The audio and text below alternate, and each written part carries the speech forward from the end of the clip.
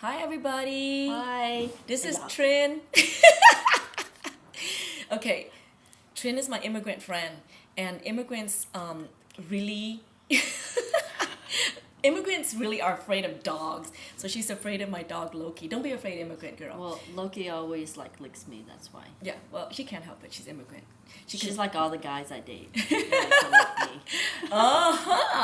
Anyway, Yeah, so anyway. I just want to introduce Trinh because when she goes back to Boston in a few minutes, I'm gonna rag on her ass. So this is her, so you can know. Hi. Okay. I'm better looking than her, Oh, and also skinnier. Loki said, And she's always jealous. "We'll see it. We'll see it."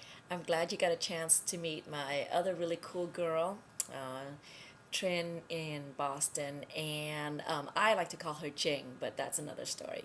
I just was really excited that because my buds are all over the place in different states and different parts of the world that we had a special guest from Ching here.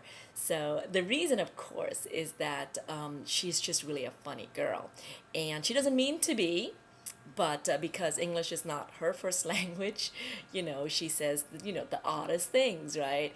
And it really endears her to me, but because of that, I call her my immigrant friend. And I want to give you some examples, actually, and I'll try to remember them all, because we'll be here all day if I told you all the crazy, funny things she says because she's an immigrant. So here's some. She was dating this guy, Jeff, and he was busy working, as he always was, and she wanted to get his attention. So she said, Mars to Jeff, Mars to Jeff. And what she really meant was Earth to Jeff. But I think she's more correct with the first one. I think she is really from Mars and not Earth. So in that case, I think she was actually correct.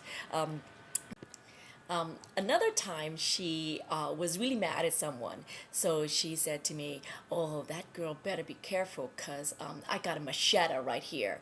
And I'm thinking to myself, okay, what she really meant was a machete, right? But then I'm thinking, what is she doing with a machete? She's not even from Australia. You know what I mean? It's like, it comes out of nowhere.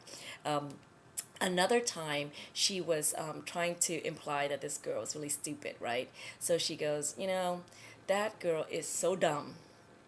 If she were dying, she wouldn't even know to put UV in her veins. Okay?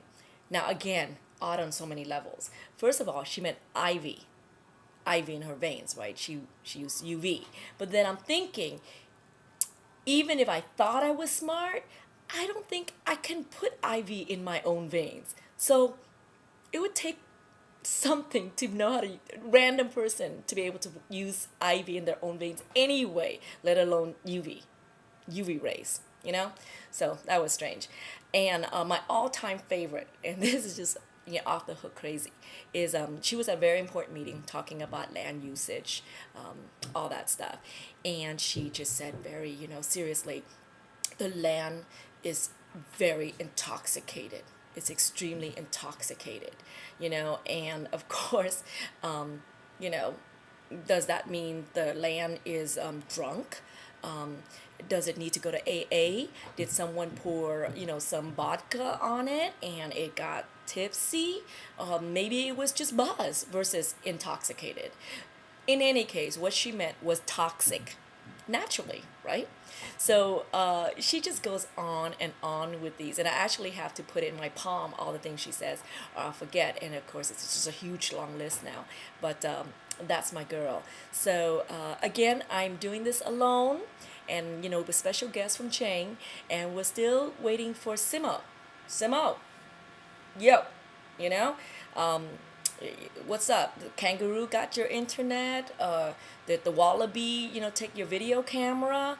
What's going on here? Did someone take a machete to your computer? Where's your stuff? I mean, do I have to wait a decade for Australia to catch up with the technology over here? So waiting for you again, and come on, Simo, get your stuff up.